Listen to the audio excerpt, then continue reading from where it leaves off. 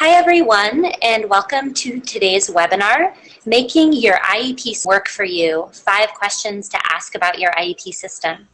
My name is Emily Smith and I work with Excelify. If you are not familiar with us, Excelify is a leading provider of special education management systems. We are committed to supporting school districts and special ed staff and fulfilling the promises made by IDEA to students with disabilities. Our systems streamline every step of the special ed process, including IEP development, service tracking, and Medicaid billing. For those of you on the line who are service providers, we most recently launched a scheduling system that automates the scheduling process for you. So that's a little bit about us. Before we get started, I would like to take just a moment to explain a few things about the webinar. So during the webinar, you can hear us, but we cannot hear you. So if you do have questions, you can just type them into the chat box on your control panel. And I'll do my best to answer questions throughout by chatting back to you. But then I will field as many questions as we have time for to our host at the end of the session. And I know a lot of you will be wondering this, a recording of the webinar and the slides will be made available to those who complete a short survey following the webinar. And last but not least, if you are on social media, so are we. You can follow us on social and you can see these are our various social places that we're at. So you can follow us there to find out about future webinars, events, news, and contests. And you can tweet about today's webinar using the hashtag SpedChatWeb. So without further ado, I would now like to go ahead and introduce today's presenter, Alex Brecker. Alex is the Chief Executive Officer at Excelify. He has directed special education management system implementations with districts such as LAUSD, Broward County Public Schools, Dallas ISD, DC Public Schools, and many others. As CEO of Excelify for the past 6 years, Alex has transformed the company from a niche Medicaid billing company to a leading education management solutions. Alex also co-founded Excelify Consulting, a boutique special ed consulting firm staffed by world-class special education experts. So Alex, the floor is all yours. Thank you so much, Emily, and you for giving us some of your fielding some of your we're going to start out with just a quick slide here on the 5 questions, and we're going to dig into each of these questions at a pretty deep level so that everyone can understand where we're coming from on these questions. Much of this is experiential in nature that we've kind of learned over the years from talking with special educators and special ed directors throughout the country and discovering the particular needs that each and every one of them has related to data systems. So the 5 questions, does my IEP system proactively ensure compliance? One of the traditional areas that provides challenges, and we're going to look into all of these. Is my IEP system adaptable? Meaning, can it be changed? Is it workable with what my business process is? Is my IEP system only an IEP system? And I know that that kind of looks like a strange question, but we will get into it and you'll understand what that means. Does my IEP system support data-driven decision-making? Ultimately, that's where all systems have really evolved from, was the need to be able to make better decisions using information that we're capturing. Many of them have, unfortunately, to date fallen short. Some have gotten better. This is certainly something that you want to know about your current systems and the potential of any future systems that you may look at. How does my IEP vendor ensure we are reaping the full benefit of our system? So that has a lot to do with what you should expect from your IEP software vendor. And again, we'll get into all of this. We're going to start with a little bit of a quick background. Most of you are special educators or special education administrators, so very little of this will come as news, although again, focusing in on some of these things once in a while is not a bad thing.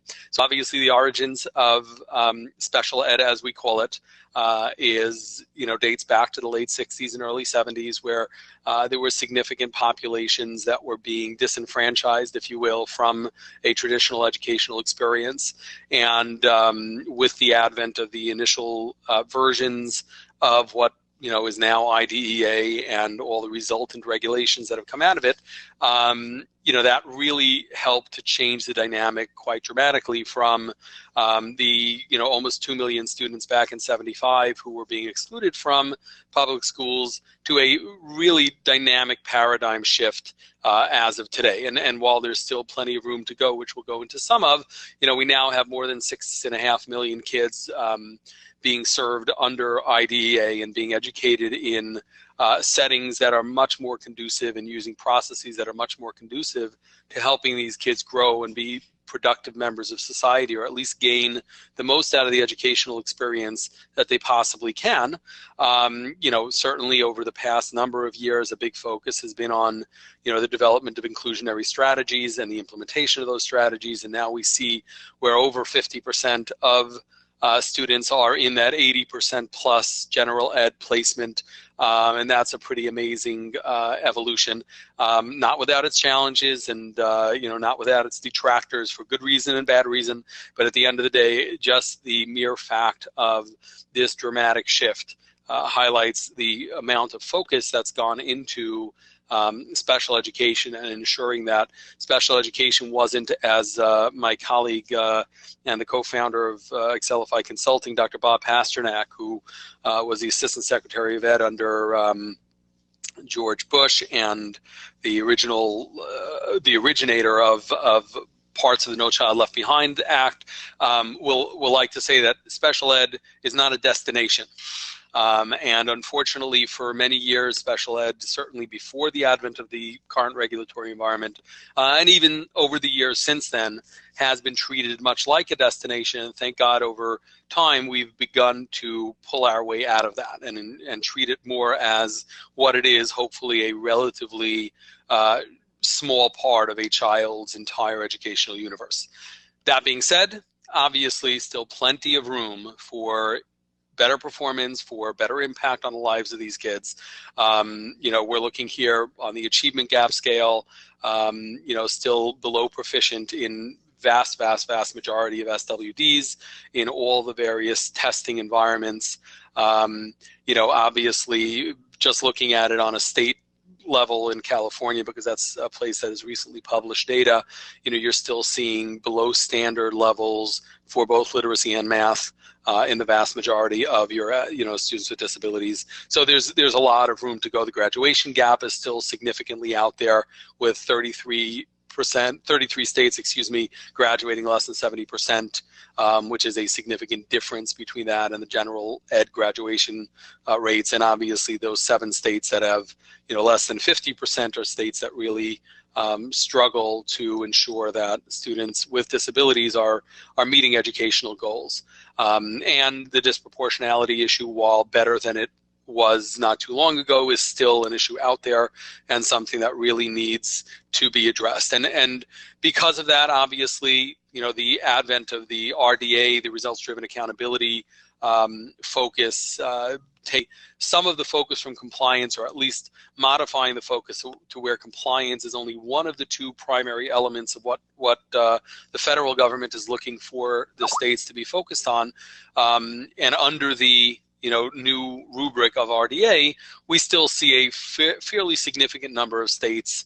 And obviously, you all can translate this, for those of you who are district level administrators or personnel, you can translate this to things that are going on in your district, where an awful lot of what has to happen in order to meet the standards of results-driven accountability, and really to meet the ultimate mission that every special ed department has, which is to make sure that we live up to the promises educationally and otherwise that we're making to these students with disabilities. So that's kind of a, just bringing us to where systems start to play a role in helping to modify these results, these challenges that are faced nationwide, state by state, within states, district by district, within the individual personnel within the schools. When you look at what it is that makes a successful special education system, a lot of it has similar makeup to what makes a great special education department.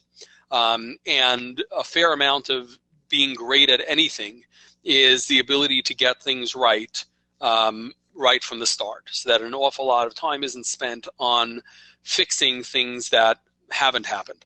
In the words, the title of our first question is, does my IEP system proactively ensure compliance? These are the words of a special ed administrator in Los Angeles Unified, who termed this same exact question as, how do we get it done right the first time?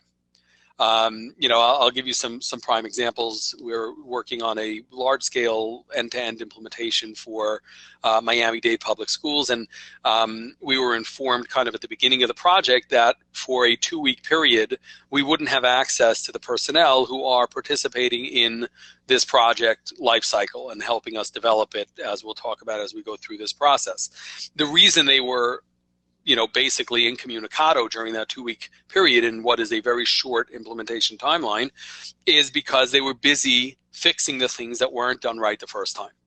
Because their IEP system, the way it was currently structured, they're switching over to ours now, but the previous system they were with really didn't enforce and ensure that everything that they did was captured appropriately, and therefore they spent time leading up to the state funding surveys and state reporting, where basically all administrative personnel and many of the people that are involved in the day-to-day operating aspects of the special ed department were busy fixing mistakes that were made. So proactively ensuring compliance is a real key that every school district has to be looking at.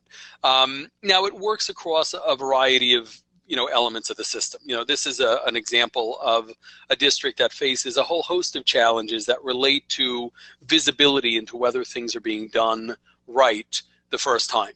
And because of challenges in the way their data systems interact with each other, they ultimately end up with a scenario where many students are either receiving less than or none of the services that they are supposed to be getting. And they're not meeting timelines, and much of this has to do with, again, that data not being appropriately managed. So what do we talk about? What do we mean when we talk about compliance? So these are some of the primary factors that we'd advise folks to think about when they look at IEP systems, whether current or potentially future. So one of the things that your IEP system has to be able to do is ensure sequencing and timelines. So sequencing are the aspects of IEP development that relate to your particular work process. So in your work process, maybe a referral process has to happen. Then maybe you move into, a tier 2 RTI or tier 3 RTI. Then you move from there into a, evaluation cycle. And then from the evaluation process, you may move into eligibility. And from eligibility, you may actually schedule your first IEP meeting and so on and so forth. Those are all steps in what we would call a workflow, as we'll discuss, through this presentation. Sequencing those steps is a critical element to maintaining compliance. So, a chief challenge that's been addressed to us by many districts, prior to contracting with us and moving over to our IEP system, is the lack of forced sequencing that sometimes goes on in other systems. So you could end up with an evaluation where somebody captured a date that was later than your eligibility date, and so on. And all of a sudden, you've got data that has to be cleaned up before survey period, or you get dinged on audits and the like. The other aspect of this piece of compliance is what we call timelines. And timelines are the pieces that really ensure that you're keeping within the framework that's been set forth by law, whether state or federal law. So your 60-day timelines, your 90 days, your triennials, your annuals, all of those timelines are part of what your system needs to be able to ensure is happening. Not just to be able to capture it, but to really enforce that as a work rule. Second factor is something that we call validations. And validations are all of those field or form level things that you need to ensure are done a certain way. So let's take that example of your dates being out of order. Your system needs to be able to ensure that date 1, let's say your eligibility date, which is on a form in a completely distinct part of the system, can't possibly be before your evaluation date, which is on a form in a completely distinct part of the system. Or if you answer yes to a certain question, then a certain other form becomes required. Or if you designate a child as having a certain type of disability, then maybe a behavioral intervention plan needs to be developed. So all of these elements, these are part of what we call validations. Things like if-then required fields, autofill data, whatever system it is that you have or are looking at, you want to make sure that the validations are all there so that you can ensure, again, that it gets done right the first time. And then obviously permissions and privacy being the third leg of that, ensuring that you could have endless levels of permissions inside your system, each of which can control the myriad of factors that are accessible within the system. So which screens can people get access to, which fields within screens, which plan types, which, just basically a whole host of decisions. What types of services can various providers capture and be responsible for, who can do certain approvals. So you have a whole mix of things that really have to play into the permission side, and having a strong permissions element within a system is really one of the core ways or key ways to ensure compliance proactively. Now, all of these things are critical elements for any system to have, but where you really want to take this and what you really want to look out for in answering this question is also the ability, and we're going to get to this on the adaptability side, of you as the district, as the customer, to control many of these factors without ever calling the vendor. And this is another key element, and when we get to the adaptability, it'll be a big focus of ours. But another key element that when we set about researching IEP systems to develop our latest version, we really baked a lot in here that takes things that would typically require a client to reach out to a vendor, a school district to reach out to a vendor and wait for a development cycle to be finished before they can actually see these results. And as you all know, that could sometimes be, at the very least weeks, often months, and sometimes even longer. Many of these aspects of managing our system are baked right into the system. So managing your sequencing and timelines are part of what a solid system should allow you to do without vendor interaction. Changing validations or adding validations. The state requires a certain field this year that they never required before. Turning that field from not required to required, or putting an if-then validation in, or auto-filling something, or graying out something. All those things should be manageable by the district itself. Permissions, privacy, those things, the ability of your district to define within the system what each role means and what each person within that role potentially has access to, are things that you should be able to do without relying on a vendor. Now, in order to ensure compliance, so we've got baked in things that are telling that from a system perspective stop people from doing things that are potentially out of compliance. But then there are operational issues that relate to compliance. So timelines are approaching for a particular deadline in an IEP cycle. It's not good enough to know that we know what that timeline is. It's important that we then proactively alert the user, who's the case manager, let's say, alert a principal or a special ed administrator in a building, or potentially even alert a system-wide or district-wide special ed administrator to the existence of these particular challenges to a process or to a timeline. So one of the things that you want to look for in an IEP system, and ask yourself and ask the IEP vendor, is, do we have a robust system of alerts that we as a district could potentially customize to ensure that when certain milestones in a negative way are met, we know about it. When a student is not receiving X percentage of services, when we have more than X number of out of life cycle 504 plans in a building, these are things that should trigger an alert, a proactive report, if you will, to administration saying, hey, we've got to get our act together here and make sure that we maintain compliance. This is one of those validations that we were talking about before. Again, some of pre-population is not only about saving duplicate entry. A lot of pre-populations have to do with maintaining that compliance. So if you let people ad hoc put in dates in a particular form where those dates are really driven by things that have happened in the past, then you're potentially risking a disconnect or a contradiction between the data that's in your system. And this is a common theme that we hear over and over from districts large and small, ranging from top 5 districts in the country down to 60 student rural districts in Missouri or Wisconsin, and all points in between. We hear often about the fact that they end up with contradictory data because simple auto-populations or validations of data aren't happening, and they have to rely on the vendor to make those changes to the system, and on that basis they get stuck and end up with what we call dirty data. And dirty data in our system is the ultimate dirty word. Perform validations at the entry level to ensure accurate data entry. In our system, I can just term how this works so that you could understand it. You know, there's in every kind of tier 1 system, the 5 or 6 systems in the marketplace that would be called tier 1, they need to have at least some version of what we call validations at every level. So this is potentially at, let's say, the field level, where we were describing before. You can't put in a date that follows a date captured somewhere else, or that precedes a date captured somewhere else. It might be within the document that you're capturing. So you're filling out a particular form. That form can only take place in a specific scenario where a child, you know, you're filling out a visually impaired child's, you know, visual assessment or whatever it may be. You know, obviously that should only appear if the child has been designated under their exceptionalities or disabilities as a visually impaired child.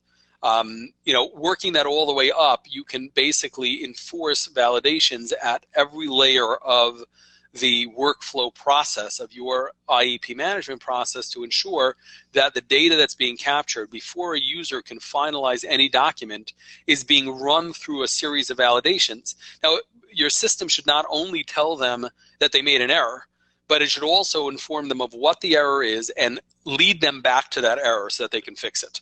And that's one of the things, again, we've added to our system is kind of a roadmap that when you run a compliance check on any portion of a document, on any entire event like an IEP meeting, you know, with its 50 or 60 forms, and you click the compliance, it'll give you a list of all the challenges that it's found from a validation standpoint, and then allow you to use that as a roadmap to go back and fix all of those broken pieces, if you will.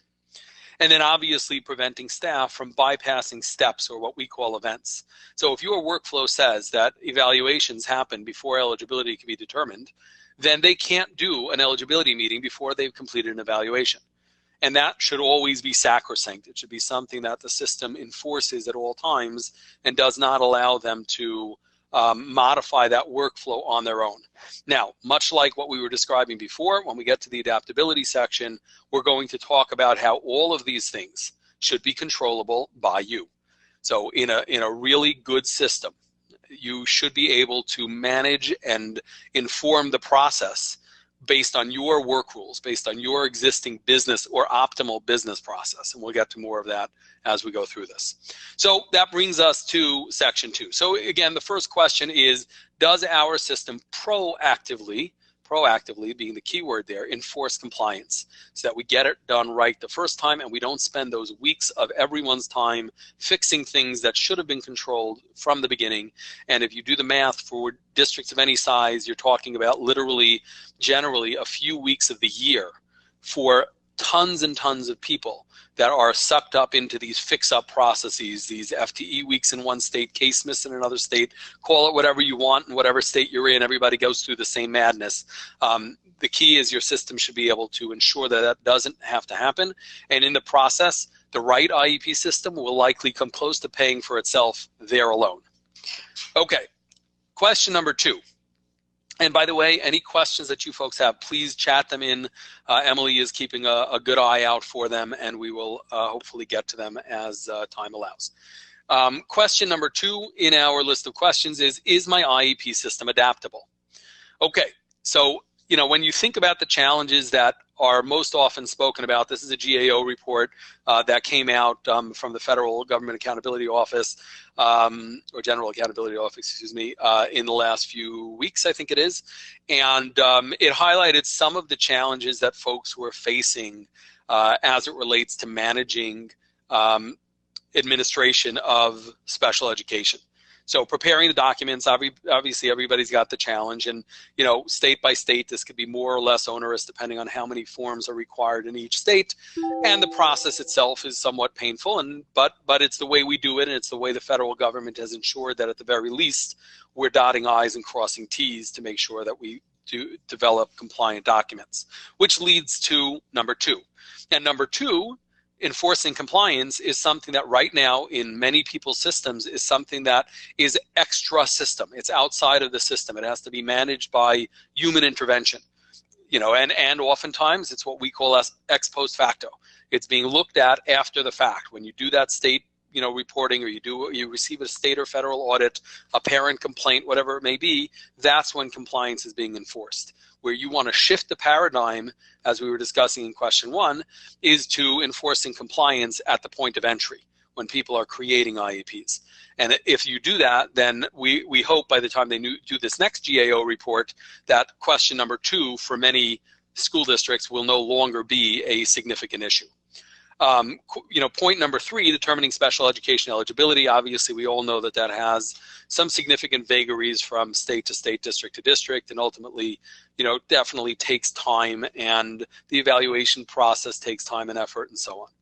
Ultimately, number 4 was kind of a little bit surprising, except that we know what the world of IEP systems are out there in the marketplace, and why so many people have signed up to participate in this webinar, using technology, which should be something that is super easy in today's technological environment, where systems should be able to sing your particular tune. Unfortunately, was still identified as one of the chief challenges to managing special education. So when you look at some of the reasons that folks have chosen not to look at new systems or not to implement new systems, some of them are certainly budgetary in nature. So, while districts, have reported budget increases on an overall basis, they still feel that they don't have enough money to ensure that they do the jobs that are being asked of them by, leadership, whether it be the school board or school administration, and therefore making choices about big system investments are typically frowned upon or certainly pushed off year after year because of the challenge. Some 68% of school districts have reported that they've delayed replacements to technology. So, a lot of that has to do with where is that budget getting funneled to and how difficult or easy it is to put the budget into place. But we always find that it comes down to when a school system decides that they must accomplish a particular goal and that they feel a specific move will accomplish that goal, somehow they manage to find budget for it. So what we believe is happening, and what we've heard in kind of anecdotal data that we've gathered over the past couple of years, is many school districts look at the universe of available technology and say to themselves, it's not going to put me in much better stead than I am right now. And therefore, why should I be the one calling for that extra budget line to invest? And so really, a lot of this comes from the fact that many of the systems in the marketplace, even the ones that are so-called tier 1 systems, are very off the shelf in nature. So we're dealing in particular with an implementation now in the state of Florida. One of the leading systems is a system that has been in place for many years. And while there's no there are some inherent flaws, but it's not considered a tier 2 system, it's considered a tier 1 system, but it has very little flexibility. And when changes are required, it's something that takes 6 months plus to make happen. That kind of a system in today's era of technology is frankly archaic. And that's one of the things that we believe, and it's been reported to us by many clients and potential clients, has been a major deterrent to school districts looking at it and saying, hey, if I can't have any additional flexibility built into how the system works, then I'll be into this a year and be no better off than I was before I started. So what does an adaptable IEP system look like? An adaptable IEP system is designed to handle that last issue, to make sure that you're not looking at something that is completely off the shelf. So what does that mean? So if you notice up on top, the title went from, is my IEP system adaptable, to is it adaptable right now, and is it adaptable by me? Okay, those are two very critical concepts that are really important in looking at potential IEP systems as you go through a decision-making matrix. And you have to be able to ask yourselves, not only is it adaptable, which we're going to get to, but can it be adapted today or tomorrow? And can it be adapted without having to wait for someone's development cycle? So what it means in terms of what adaptability actually means is that it accommodates your process rather than determining your process. So if your workflow calls for the following series of events to take place, the IEP system works your way, rather than you going back to your people and having to train them on the way the IEP system works. It allows for customization without imposing additional costs and potentially without imposing vendor involvement. So for instance, in our IEP system, just as an example, many of the customizations, so to speak, can actually be configured by users within the school district administration without ever calling us. So whether it be validations or timelines or sequencing or fields on a form or workflows between things, all of those things can be controlled without ever picking up the phone and yelling, "Hey, Excelify." And that's really something that you as a school district should be looking for when thinking about your current and future IEP system needs. Supports process management as opposed to document management. Many of the systems, even the top flight systems in the marketplace, were built in an era where this was all about capturing data. Let's capture the data. Let's dot the I, let's cross the T. Much of what goes on in every business process, okay, if you think about, when you would order something 10 years ago online, where you had one form to fill out some product code and you would fill out your name and address and credit card information and hit the button. That was kind of document management.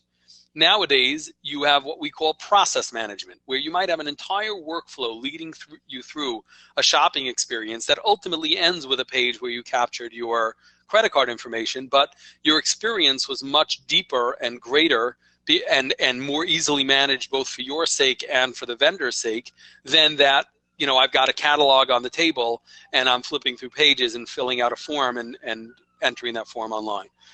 Process management is ensuring that your business process, your workflow, your sequence of events is captured in the system and that the system can work within that framework. And as that framework changes, adapt to your newest framework. So and that's this fourth bullet here, allows you to adapt to changing regulatory and quote unquote business environments and do it quickly. So when you have a state change in their required fields for a state report, rather than having to wait for a vendor to go build something new, you simply go into your report builder and ensure that that is now on your state reporting export. And you go into your validation manager and you ensure that that field is now a required field in the appropriate event. That kind of adaptability is what you want your system to be able to do. So in looking at it, let's talk about the elements that make up a flexible and adaptable IEP system. So it starts with workflows, and workflows are those sequence of events that take place in any process. And process could mean IEP, we've been talking about that, so that may be your referral, followed by your evaluation, followed by your eligibility meeting, followed by your initial IEP, followed by an annual, followed by a triennial reevaluation, et cetera, et cetera, et cetera, that being your workflow. It may be in the 504 process, it may be the IFSP process, the RTI process, the EP, gifted student process. It doesn't really matter. Ultimately, the right systems in the marketplace are now workflow driven, that they allow you to build your events the way they need to be built. Data access is another critical element that we want to talk about. Ultimately, as I was describing before, the reason systems were ever created was to capture the data and give you a way to review that data. Many systems have gotten very good at the former and have still remained very bad at the latter. So while many systems have given you new and innovative, quote unquote, ways to capture information that relates to a student or a process, very few of them have really evolved to where technology is today in giving you access to that data. And one of the critical things that you want to see is your ability to create and generate your own reports, publish them, see dashboards throughout your system that are developed by you and that are loaded into appropriate user levels within the system, so that a special ed administrator at the district level may see overdue events for every process by building, whereas a principal may see overdue events by provider, whereas a provider may see overdue events by student, or a whole host of different factors that are what we call data access factors. Form creation. the ability to create your own data capture mechanisms within the system. So while complex things with lots of different questions and, if-then scenarios certainly generally rely on a vendor, when you need to add another form in today so that you don't miss capturing some critical new data that you've decided is important, but you can live without that really complex, detailed functionality in the future, your system should at the very least allow you to manage that on your own. User permissions, the ability to change the definitions. You start with a system and you realize XYZ person has 2 roles and needs to be able to access more than ABC person does. The ability to modify those and change those on the fly. And then ultimately, one of the most critical elements is what we call interoperability. And interoperability is your system's ability to talk to other systems. So let's take a look at workflow first. So workflow, basically the system has to be built around your process and be responsive to changes in your workflow. What you're looking at on that little screenshot there, and I apologize for it being so small, is an excerpt of an actual workflow document that we created. I think this is part of our Miami 504 workflow, might be a Broward 504 workflow or somewhere else in the country, basically defining the series of events. So the first thing up on top of that screen says event 1, followed by event 2, and we define all the triggers and how the workflow works together. And then the system is built off of this workflow, rather than us saying, here's how our system works, train all your people to change their business process. Now, as part of this workflow cycle, one of your goals as a district should be, with whichever vendor you're working with, to identify ways that you can make your business process better now that you have flexibility. Because oftentimes, as we've discovered in implementing systems, the business process was defined by the vendor who sold you a system. So again, workflows are outlines of your optimal business process for a plan type, and workflows define the sequence of events and event groups and define the timelines between the events and the event groups. Okay, and then ultimately, what triggers what? So the completion of a particular process may trigger multiple additional processes. That's all built into this concept of the workflow-based system.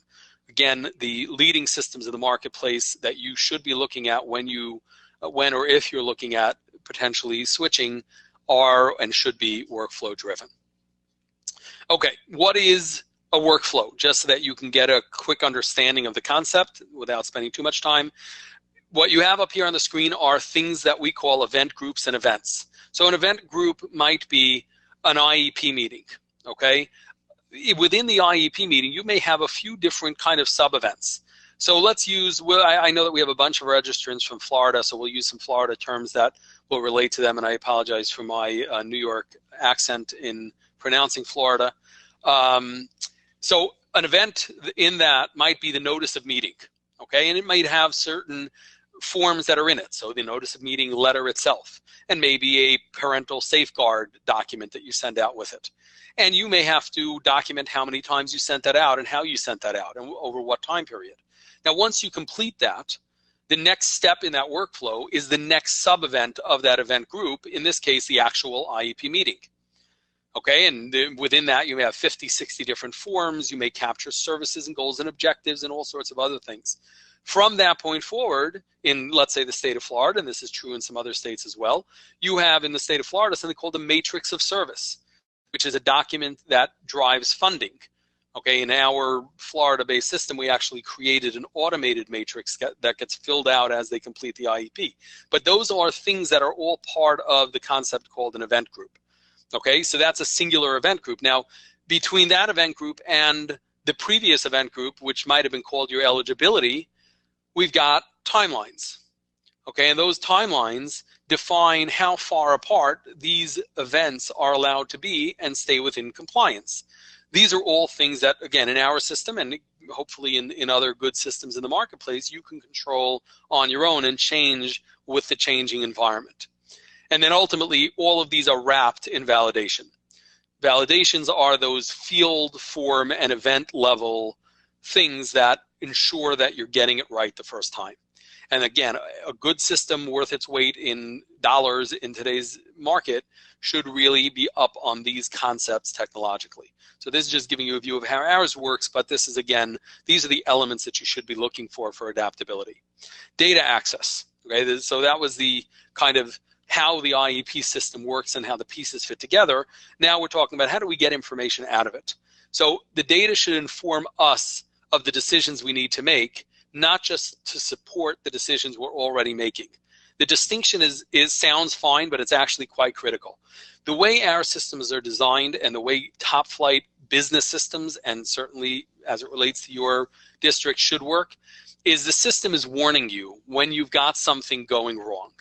It's giving you the data to tell you you need to make a decision about this.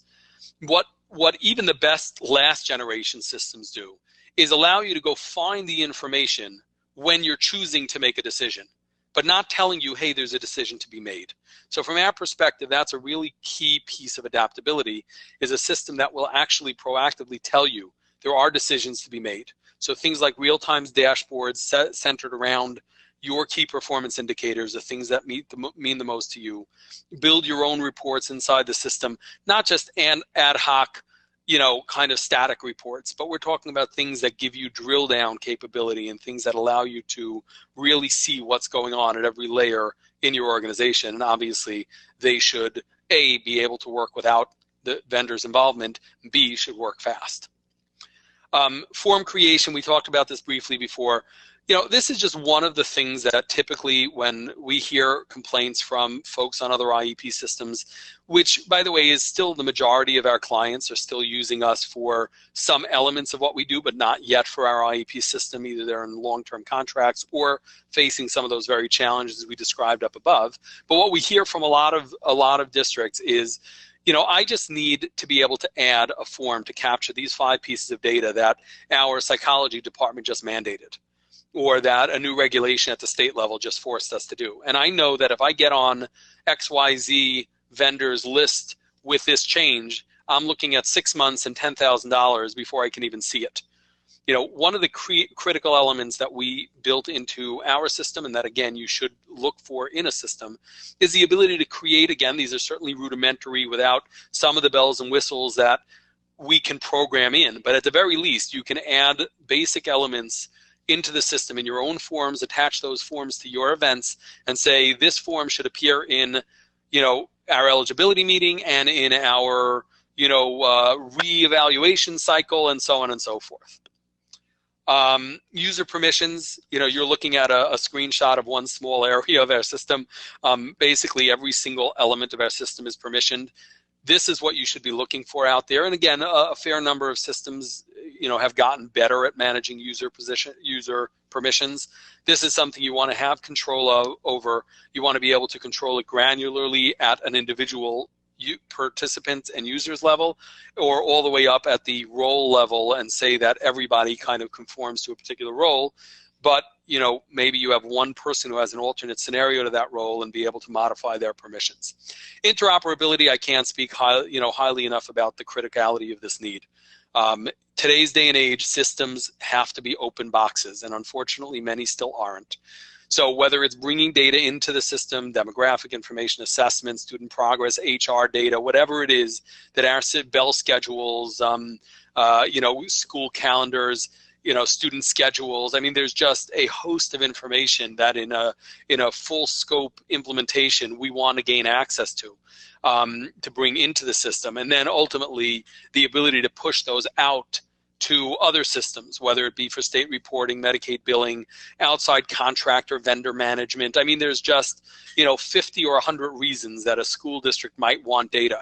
If your system that you're purchasing or looking at or currently have does not allow you to very easily move data around, you are definitely looking at a system that is last generation and need to be looking at something that moves you into the modern era.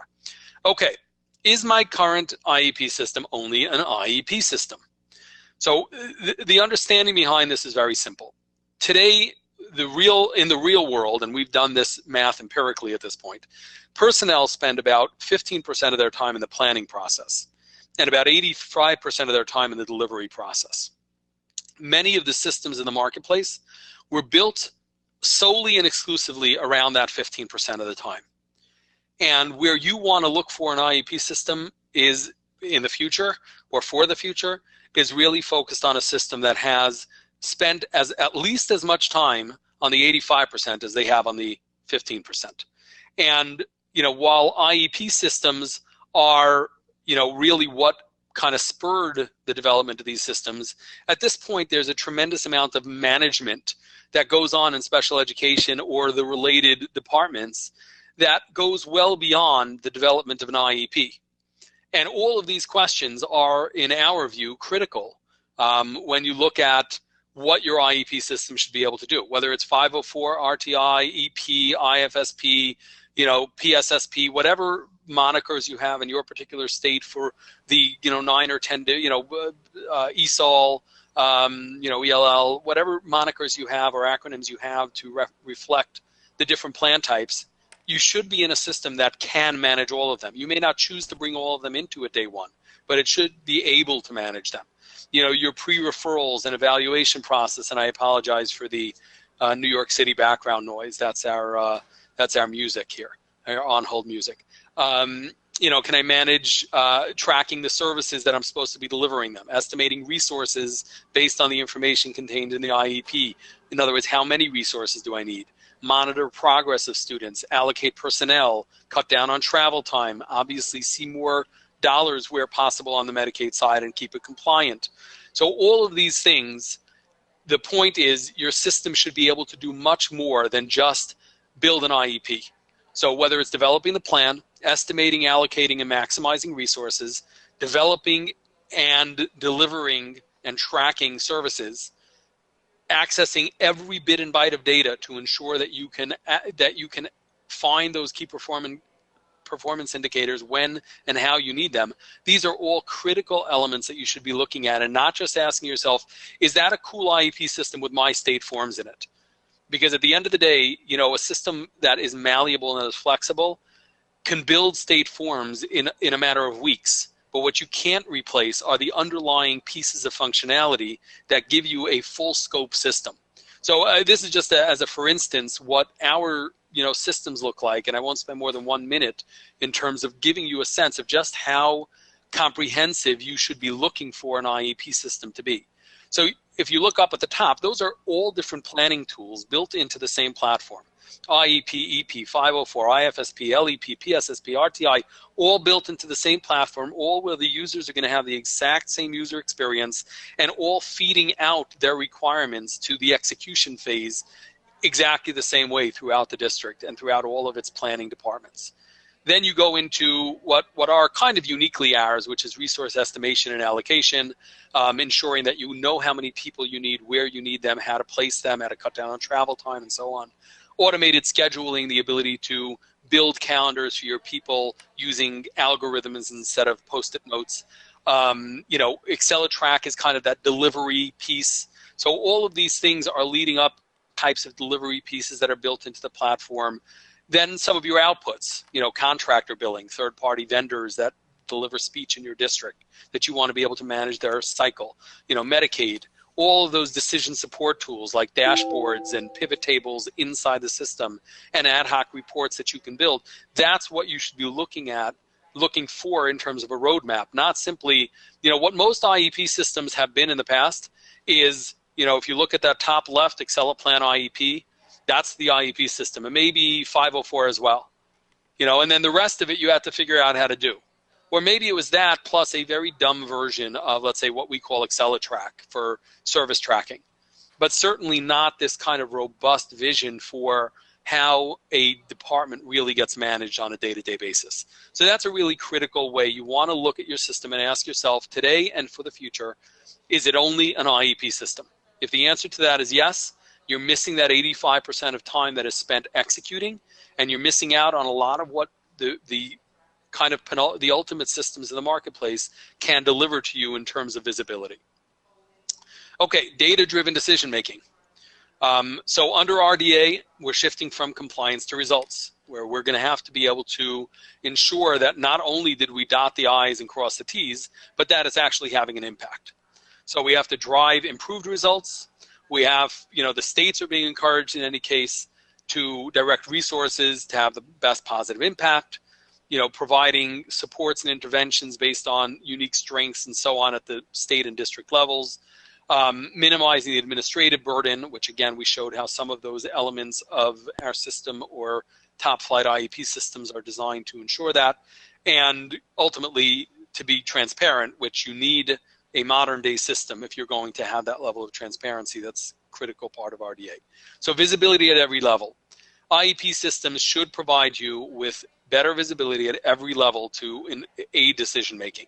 So whether that's something like the dashboards that give you a sense of where every child is in the process, what's falling between the cracks, you know, where you're transitioning and exiting and planning and servicing and so on. Whether it's at the, let's say, service, the execution level, so showing me which of my providers are and aren't living up to their requirements as per their caseload, or they can see at the user level which of their students they have seen and haven't seen for a given period of time to get, again, keep compliant with the IEP cycle. Or estimating the resources that we need on a building by building level using tools that allow you to capture all of the things that make up the work life of a particular member of your personnel, and making sure that all of those are visible when you assess, you know, how many people you need and where you need them. You know, visibility into what things are costing you. So how much are IEP meetings costing us? How much are trainings costing us? Do we have a professional development issue that we can address some of these things and really gain service hours back into our kitty, so to speak, to be used for working with kids, and taken away from things that are potentially pulling them out of the classroom or the special ed delivery room, if you will. Visibility at every level, looking at student progress data in a meaningful way and matching that to service data of what we're actually doing for students, and iterative progress and so on and so forth. Things that, again, should be in your IEP system to ensure that you are ultimately gaining as much as you need to in terms of data-driven decision making, which is kind of a critical piece. And then the fifth and final question is, what's the vendor's responsibility in making sure that you get what you can out of the system? So if you look at, you know, the typical process for most software development companies, or at least those that are living in today's day and age, there's a planning phase that ultimately is the, you know, pre-implementation planning cycle. Then you have an execution phase. That's where you're actually implementing software. For many, many software vendors in the marketplace, that's the extent of where they go. And what you want to make sure is that that's not where you get stuck. This is what's known in business terms as a continuous improvement cycle. A continuous improvement cycle says that at all points in time, everyone on both sides of every transaction, so the vendor and the user, if you will, in this case the school district, are assessing not just did we write the right initial plan and execute appropriately in our first implementation, but what are we seeing from it? How are we evaluating our results using the system and whether it meets our needs? And then ultimately driving an enhancement and replanning and re-execution cycle to ensure that there's constant improvement in what you're using. So from a planning perspective, and I apologize, these are a little bit out of sequence. This is actually focused on the planning side. From a planning perspective, we're looking to identify key stakeholders, identify the focus group makeup in every school district, map your particular workflows and processes, identify your validations and timelines, and identify the integration requirements. This is all during this initial planning phase, and then map the roles and permission levels that you're going to implement. So that's all going on in a solid IEP implementation. That's your vendor's responsibility to work with you during the planning phase. Ultimately, the second phase, which is execution, and again, we're going to be one step behind here because I think I'm using a previous version, so I apologize to my team who worked so hard to get it right, and I'm using the previous version. The planning, the execution phase, we work in what's known as a Scrum-based development cycle, which is a fancy way of saying that we work in short bursts of time, and it's kind of what software vendors do. Frankly, most of the software vendors in education don't work that way. They operate in kind of what is the old model called the waterfall model, where you build these lengthy spec documents, which are pretty archaic by the time you start developing. So in Scrum-based development, you're seeing product on a 2-week cycle. You should hold your vendors accountable to this kind of a concept, whether during an initial implementation or a rollout or a post-rollout change to the system. Then during the implementation phase, so this is that evaluation cycle. During the implementation phase, we're going to get feedback from our focus groups, and then post-implementation, we're going to take suggestions and required enhancements during this evaluation phase, and we're going to measure the performance of the system. Is it meeting our needs? And where it's not, we're going to perform our evaluation and ultimately push for enhancements. And that's where you continually and continuously review that evaluation data, and then continually and continuously follow technology trends your vendor should be and you should be, and then partnering with clients to build new systems. So the best of the vendors in the marketplace, we like to consider ourselves among those, work directly with our clients to build new systems. So Excel Schedule, which I was talking about, the automated scheduling tool, was a partnership with Broward County, for instance, in Florida. The Excel Route, which manages transportation data, was built with, I think, Kenosha in Wisconsin a few years back. So each of our systems was really done in partnership with districts, and the way those partnerships were formed were as districts bought products that we had built. Right now we're actually doing a crisis management tool with DC, which is a client that's on the roadmap for the next cycle here, if you will. So as we work with various clients, they, through this evaluation and then ultimately enhancement phase, they're identifying things that our systems don't yet address. And that's really where a vendor should be focused on what it is that they have to do next. Oh, there's the right one, and I apologize to my team for not looking at the right one, but they're all attached to the right things. So I did, planning, execution, post-implementation, pre-implementation evaluation, and then continuous improvement, enhancements leading to planning of new systems. At the end of the day, in order to make any process successful in implementing a new system, it's got to have comprehensive and sustainable training, and it's got to have ongoing support. And those are two critical elements: on-site and virtual training options, user group-based training, training of trainers where appropriate, ongoing webinars and refresher trainings that users can access to make life relatively simple for administrators implementing a new system, and then ongoing support, dedicated help desk, contextual in-system things that help users through the process, user groups, and ultimately, ongoing performance monitoring, assessment, and reporting.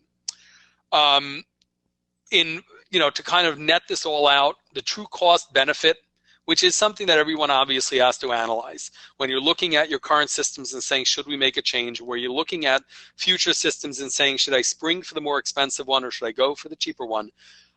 What you're looking for, what will ultimately result from the right choice in the IEP system is, at the end of the day, improved student outcomes, decreased costs on due process, increased dependability of service delivery, so that's that 85%.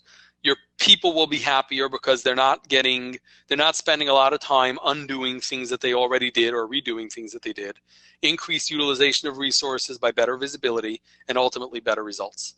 And this is, at the end of the day, what we're all driving towards as special education administrators, is how do we reach better results with the use of the proper systems. So where systems are channeling you through your workflow rather than their workflow, where they're adaptable and constantly malleable, those are ways that you're going to ensure, and where they give you data access, those are ways that you're going to ensure that you reach better and better results continuously. So I'm going to turn it back over to Emily. I know it's exactly 4 o'clock on the button, so those of you who have participated and have to leave, we certainly understand. For those of you who can remain, we've got definitely 5 minutes to do some Q&A. Awesome. Thank you so much, Alex. That was great. I'm actually going to start with a 2-part question because we had a couple people ask about this issue. So one is, so many SIS systems obviously are now coming with their own IEP systems built in. So that's kind of one half of the question. But then someone else was wondering, looking at the system that you showed today, at Excelify system, does that connect, and how so, with student information systems to provide the information that people need for that decision making you're talking about: attendance, disciplinary, suspension, etc. Okay, so great questions, and definitely makes sense to put them together. So as far as inborn IEP systems that are built into SIS systems, I won't speak to a specific product, and therefore I think I'll stay safe. As with anything, you know, when you think about IEP systems and, let's say, service delivery mechanisms, there's a reason that service delivery mechanisms that were built onto IEP systems are typically very rudimentary. There's always a primary and secondary mission. If your primary mission is SIS and your secondary mission is IEP, then your IEP is going to lack all of the things that we've been talking about here: validations and work rules, you know, control at the district level, malleability and flexibility. So this is, I've yet to see an inborn IEP tool that met any of these 5 primary criteria. Mostly because they are kind of afterthoughts of, how do we hold on to a client? Well, let's give them something for free. And as we all know, what the free elements are generally the ones that we find out later were not so free at all.